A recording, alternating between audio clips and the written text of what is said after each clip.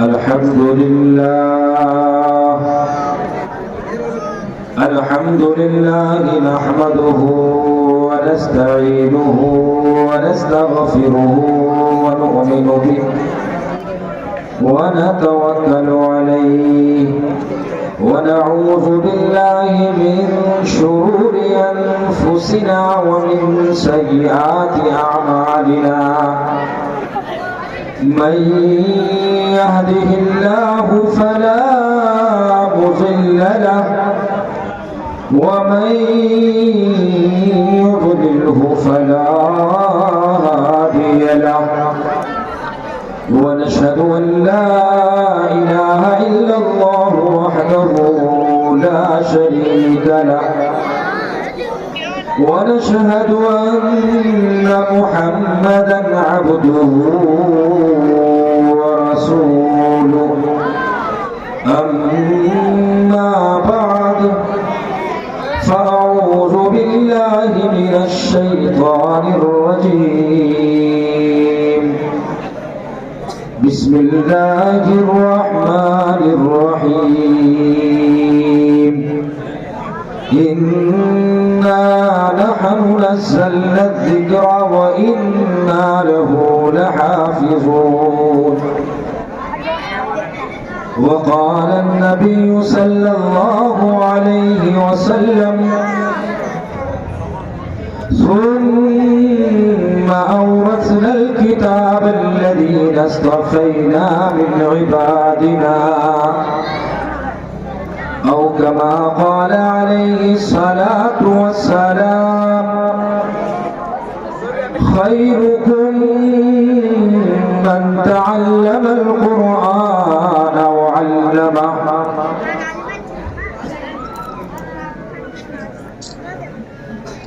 لارے تیری روح کو تسکین ملے گی،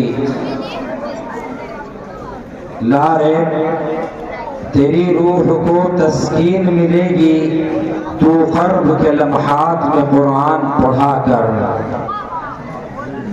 مل جائے گا تجھے بھی جینے کا قرینہ اقبال تو فرصت کے لمحات میں سرور کونین کو پڑھا کر۔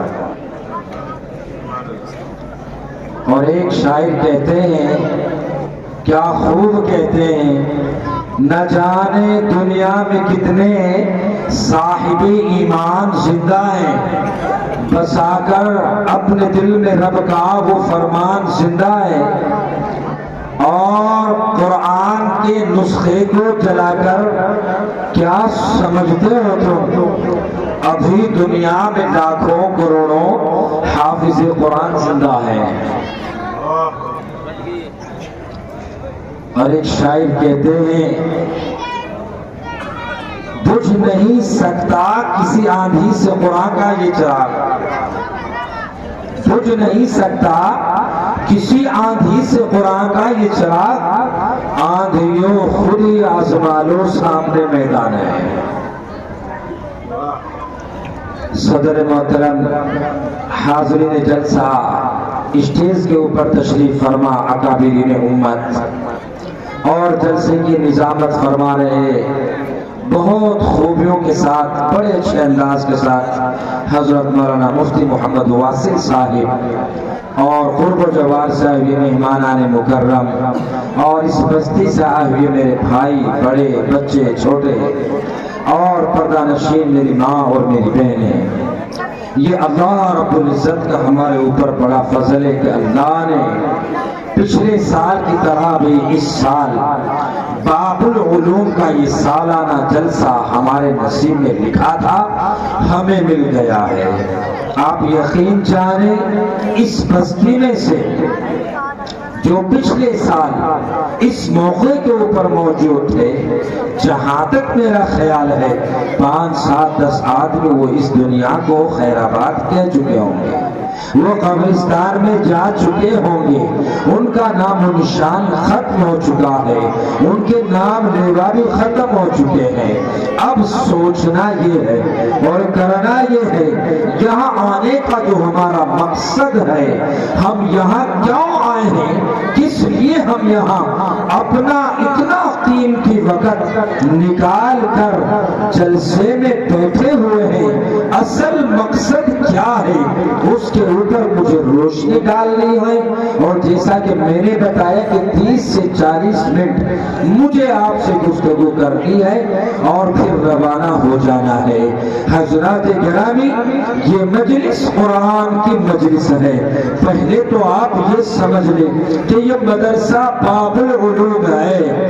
اس باب العلوم کا مقصد سمجھ لیجئے کہ باب العلوم کا معنی کیا ہے، باب العلوم کا مقصد کیا ہے، یہ باب العلوم کیا ہے۔ حتیٰ کہ مجھ سے پہلے حضرت مولانا محفوظ الرحمان صاحب نے تمام باتوں کے اوپر روشنیاں بکھیری ہیں، ہم ان کے نہایت ہی شکر گزار ہیں۔ آپ نے ہر طریقے سے ہر حالات کے اوپر اپنی قیمتی نصیحتوں سے اس امت مسلمہ کو نوازا ہے۔ حضرات گرامی، باب العلوم کہتے اس جگہ کو ہے جو علم کا دروازہ ہو۔ باب العلوم میں جب آپ داخل ہوئے ہیں، اس کا مطلب یہ ہے کہ آپ علم کے سمندر میں آ گئے ہیں، علم کی در و دیوار میں آ گئے ہیں۔ حضرات گرامی، علم کیا ہے؟ میرا اللہ اگر چاہتا قرآن کی سب سے پہلی آیت زکوٰۃ کے متعلق اتار دیتا، میرا اللہ نماز کے متعلق آیت کو اتار دیتا، رمضان المبارک کے متعلق میرا اللہ آیت کو نازل کر دیتا، مگر نہیں، سب سے پہلے میرے اللہ نے قرآن کی جس آیت کا انتخاب کیا اور فرمایا اقرأ باسم ربک الذی خلق خلق الانسان من علق، فرمایا اللہ نے کہ پڑھیے، یعنی معلوم یہ ہوا ہے کہ اللہ نے سب سے پہلے قرآن کی جو آیت نازل کی وہ علم کے مطابق عطا کی ہے۔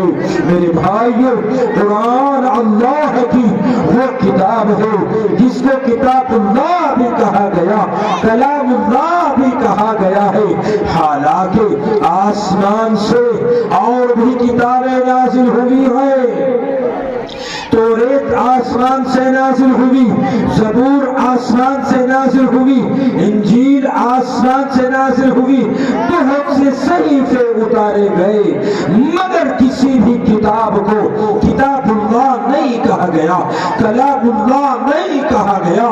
صرف اور صرف اللہ رب العزت کے اس کلام کو یعنی قرآن مجید کو کتاب اللہ بھی کہا گیا، کلام اللہ بھی کہا گیا ہے۔ یہ بہت متبرک اور بہت معظم کلام ہے، اللہ کی ذات سے نکلا ہوا یہ کلام ہے۔ اور گندراؤ کے نوجوانوں، بزرگوں اور بچوں، پردہ نشین میری ماں اور بہنوں، قرآن کی عظمت جس طریقے سے اللہ کی وحدانیت کے اوپر، اللہ کی عظمت کے اوپر اگر میں بولنے پہ آؤں اور آپ سننے پہ آؤ، نہ اپنی میں پوری زندگی اللہ کی عظمت کے اوپر بول سکتا ہوں، نہ آپ پوری زندگی اللہ کی عظمت کو سن سکتے ہو۔ زندگیاں ختم ہو جائے گی، سانسیں ساتھ چھوڑ دیں گی، دھڑکتا دل دھڑکنا بند کر دے گا، اور ہم اللہ کی وحدانیت کو مکمل نہیں سن سکتے ہیں۔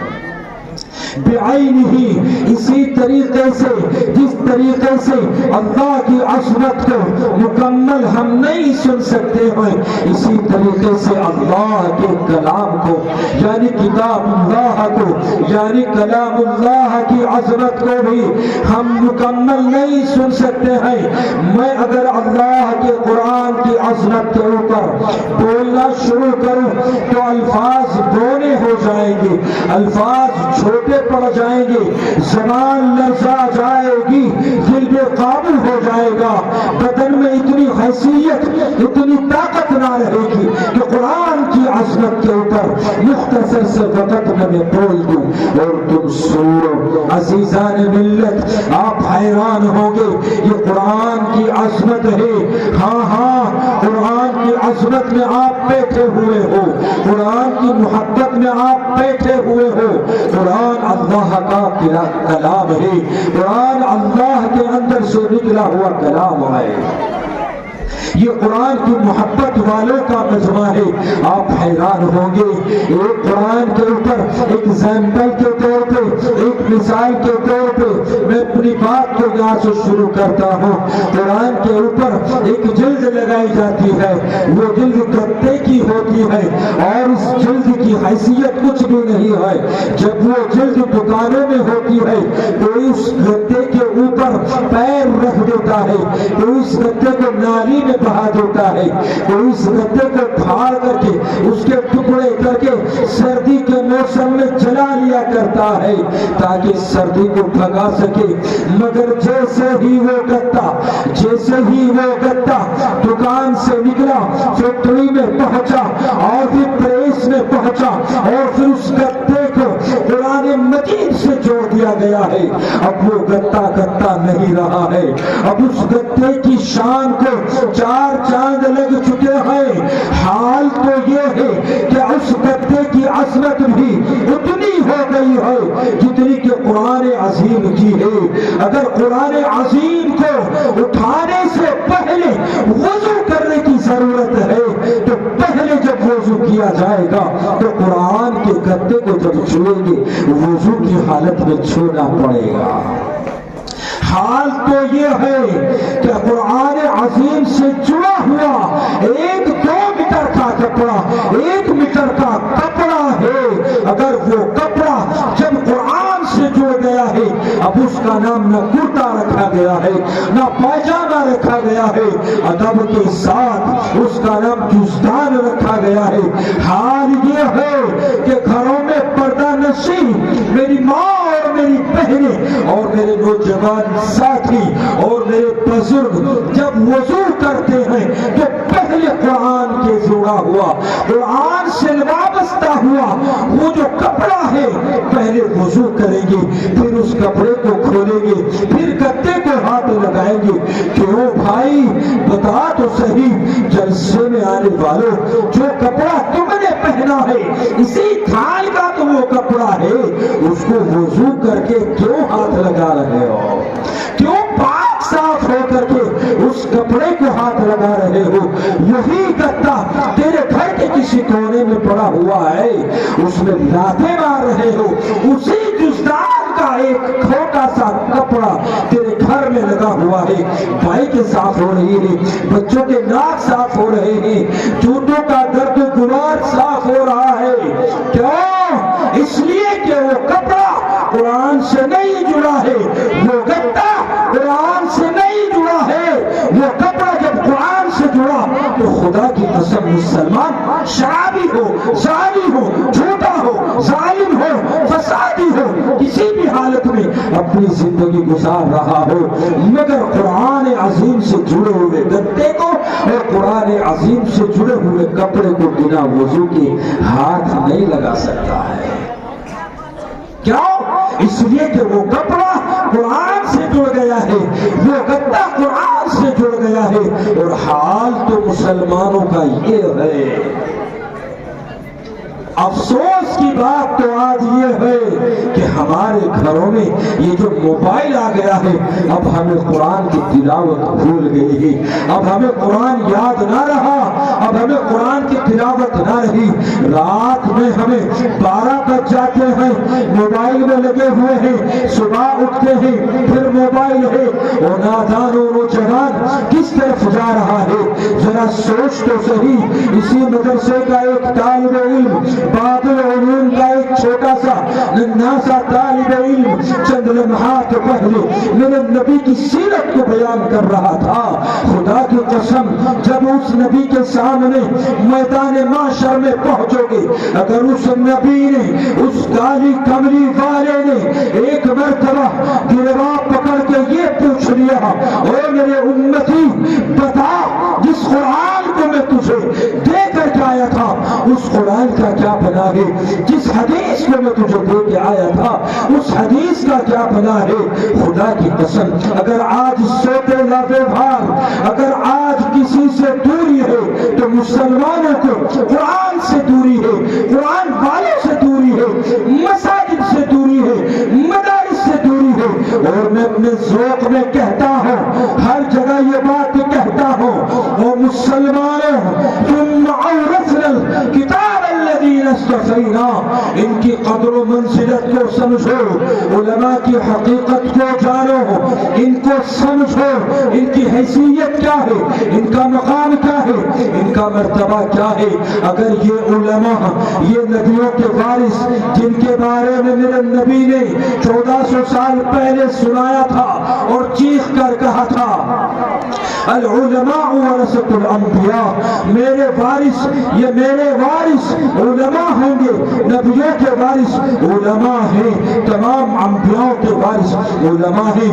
آپ ذرا تصور کریں، آپ ذرا اپنے گربا میں جھانک کر کے دیکھیں، اگر یہ قرآن میرا اللہ میرے رسول کے اوپر ہی ختم کر دیتا، میرا رسول اپنے صحابہ کے اوپر ختم کر دیتا تو یہاں تک کیسے یہ پہنچتا؟ مگر قربان جائیے آقا مدنی صلی اللہ علیہ وسلم کی ذات مبارکہ کے اوپر آپ نے فرمایا العلماء ورثۃ الانبیاء، تمام نبیوں کے وارث یہ علماء ہیں۔ ان علماء نے جب اس علم کو سیکھا تو صحاباؤں سے سیکھا، صحاباؤں سے یہ علم ہوتا ہوا آپ کے گنگراؤں میں باب العلوم میں پہنچا، جس کا نمونہ چند لمحات پہلے اس مدرسے کے باب العلوم کے چند طلبہ اور طالبات پیش کر رہے تھے۔ باب العلوم میں اللہ کے رسول سے داخل ہوتا ہوا، صحاباؤں سے داخل ہوتا ہوا، تابعین سے داخل ہوتا ہوا، تبع تابعین سے داخل ہوتا ہوا، بزرگان دین سے داخل ہوتا ہوا، علماء کے ذریعے سے داخل ہوتا ہوا، آج یہ قرآن کا علم باب العلوم گنگراؤں میں داخل ہو چکا ہے۔ اور آج اللہ کا فضل ہے، اس باب العلوم نے سنا ہے کہ کئی بچیوں نے قرآن کی دولت سے سرفرازی حاصل کی ہے۔ میں مبارکباد دیتا ہوں قاری نام صاحب کو اور ان کے مدرسے کے اساتذاؤں کو اور گندراؤں کے لوگوں سے۔ عزیزان ملت، یہ مدارس اہل مدارس ہے۔ ایک شاعر کہتے ہیں یہ مدرسہ ہے تیرا میں کدا نہیں ساکی، یہ مدرسہ ہے تیرا میں کدا نہیں ساقی، یہاں کی خاک سے انسان بنائے جاتے ہیں۔ یہ بچہ جو کل گلیوں میں کھیل رہا تھا، یہ بچہ کل بازاروں میں گھوم رہا تھا، آج اللہ کے فضل سے قرآن کی دولت سے سرفراز ہو چکا ہے۔ اور قرآن کی عظمت کیا ہے کہ جس کے دل میں حال تو یہ ہے کہ جو چیز قرآن سے جڑی اللہ نے اس کی شان کو بڑھا دیا ہے۔ اور مسلمانوں، جب تمہارے ہمارے دلوں میں یہ قرآن بے وست ہو جائے گا، قرآن بس جائے گا، کیا میرا اللہ جو دنیا کی ساری ماؤں سے زیادہ محبت کرتا ہے، دنیا میں جتنی مائیں آئی اور قیامت تک آتی رہیں گی، ان ساری ماؤں سے زیادہ میرا اللہ اپنے بندوں سے محبت کرتا ہے۔ اور جس کے سینے میں یہ قرآن ہوگا، اللہ اس سے کتنی محبت کرے گا آپ یقین جانیے کہ جس کے سینے میں اللہ کا قرآن بے وست ہو چکا ہے، اللہ میدان محشر میں سب کے سامنے، پوری دنیا کے سامنے ان کو بلائے گا اور کہے گا اے حافظ قرآن جا، ہم نے تجھ سے وعدہ کیا تھا، تو ایک حافظ قرآن بنا ہے، اپنے گھر میں سے تو جس کو چاہتا ہے 10 آدمیوں کو اٹھا لے اور دوزخ سے نکال کر کے جنت میں لے جا۔ حال تو یہ ہے، روایتوں میں یہاں تک آتا ہے میرا اللہ اسی طریقے سے میرا اللہ سب حافظ قرآن کے ساتھ یہ معاملہ فرمائے گا۔ اور جو بچے حافظ قرآن ہو گئے ہیں ان کے والدین کے سروں کے اوپر میرا اللہ ایک حسین و جمیل خوبصورت تاج پہنا دے گا۔ لوگ حیران ہو کر پوچھیں گے یہ کون لوگ ہیں؟ بتایا جائے گا ان کے بچوں نے دنیا میں قرآن کا حفظ مکمل کیا تھا، ان کے بچے حافظ قرآن بنے تھے۔ اس لیے میرے بھائی اور بزرگ اور عزیز ساتھیوں، میں اپنے ذوق میں کہتا ہوں جو مجھے کہنا ہوتا ہے میں کہتا ہوں آج امت مسلمہ اس کہانی کے اوپر ہے کہ دنیا کے مشرقوں سے مغرب تک، شمال سے جنوب تک ہر طاقت، ہر عہدے والا یہ چاہتا ہے کہ مسلمانوں کے یہاں سے مدارسوں کو ختم کر دیا جائے، قرآن کی تعلیم کو ختم کر دیا جائے، قرآن پڑھنے پڑھانے والوں کو ختم کر دیا جائے۔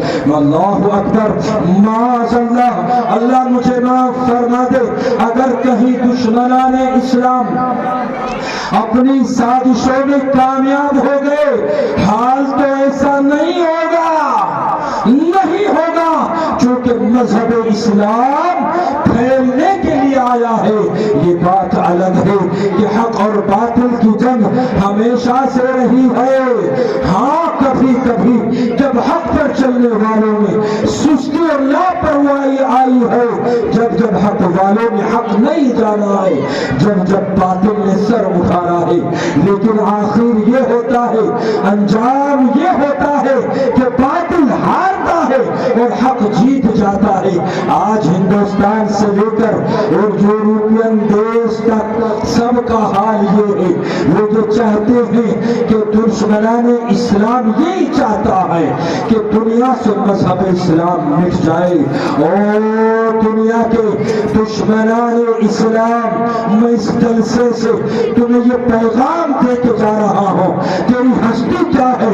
تجھ سے پہلے بڑے بڑے بادشاہ آئے، پڑھو قرآن، أَلَمْ تَرَ كَيْفَ فَعَلَ رَبُّكَ بِأَصْحَابِ الْفِيلِ، جن کے پاس ہاتھوں کے لشکر ہے انہوں نے بھی مذہب اسلام کو مٹا دینا چاہا، مگر اللہ رب العزت نے مذہب اسلام کے مٹانے والوں کے لیے ایک عذاب بھیجا، پرندوں کی شکل میں بھیجا جس کو ابابیل کہتے ہیں۔ انہوں نے اپنی چونچ میں پتھر اٹھائے اور ہاتھیوں والے لشکر کے اوپر برسا دیے۔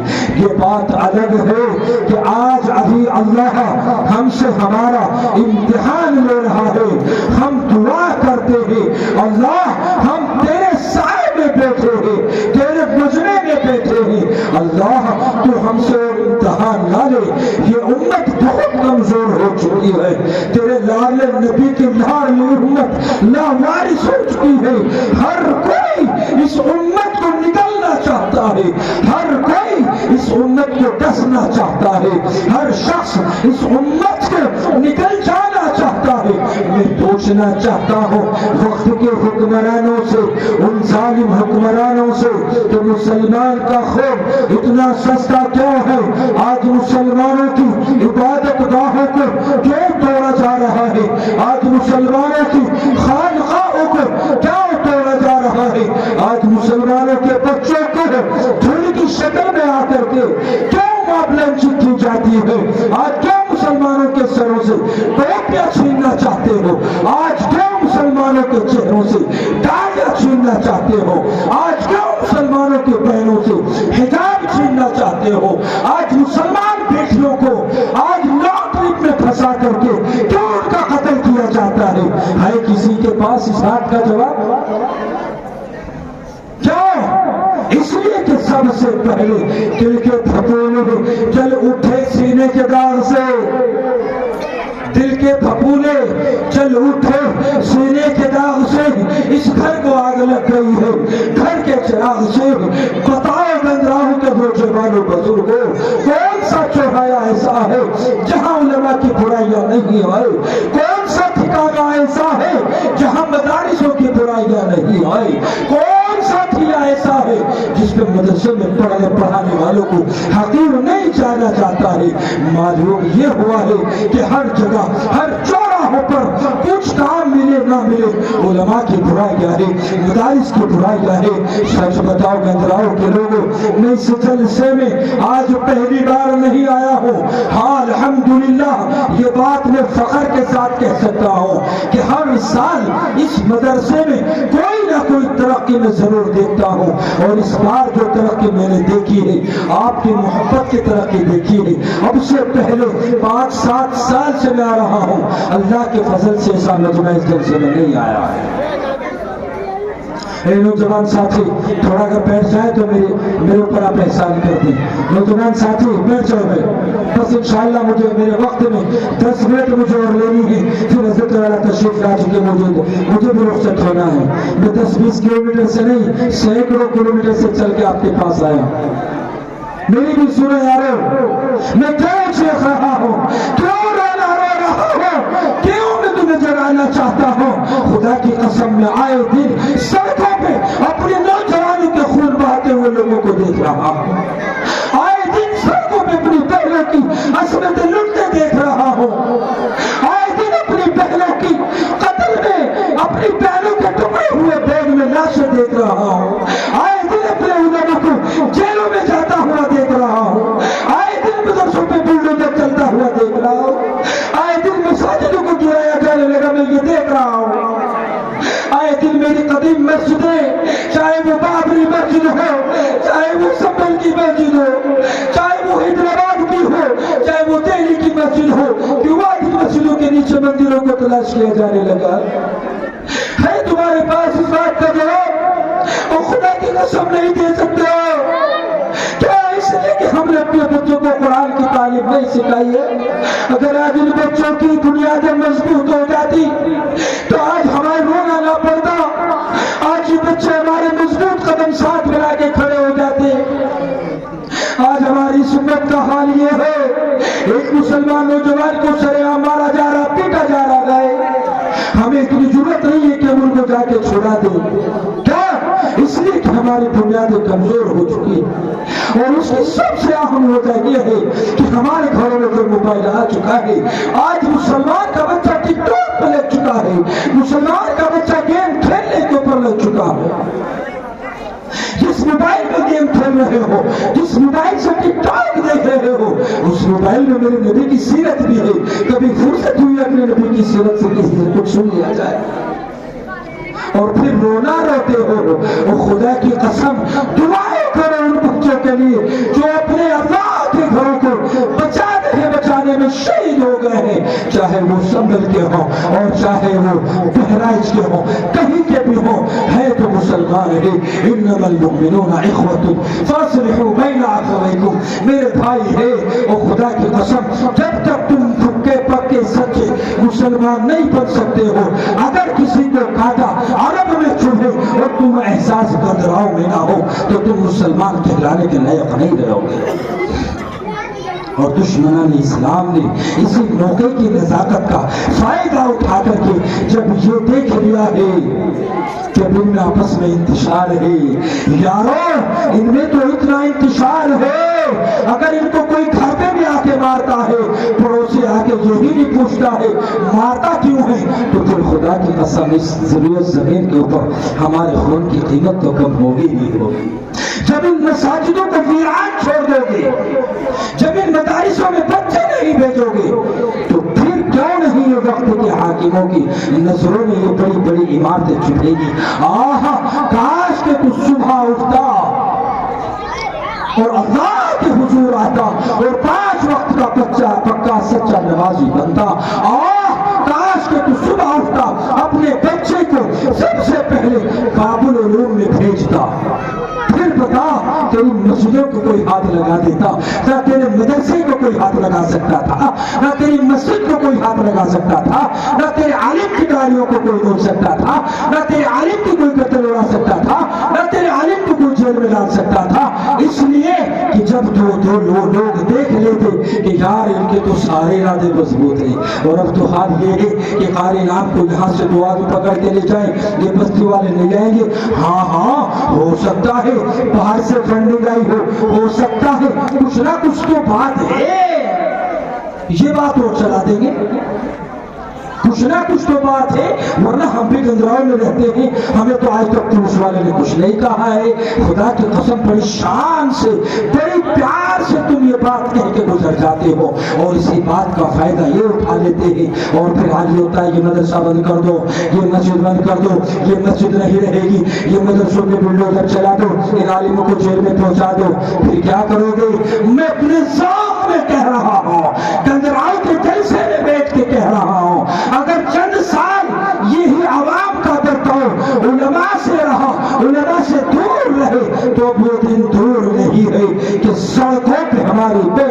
बदकिस्मती, सरेआम गुंडे लूटेंगे, सरेआम दुपट्टे उतारेंगे, बदन से कपड़े उतार लेंगे। और खुदा की कसम मुझे अपने ज़ौक़ में कहने दो, अगर कुछ वक्त तक ये मस्जिदें यूं ही चलती रही, मदारिसों पे बुलडोजर चलता गया, हाफिज़ कुरान न बने, तो कुछ दिनों के बाद 10-20 साल के बाद बच्चे ये भूल जाएंगे कि कुरान क्या है, मस्जिद क्या है।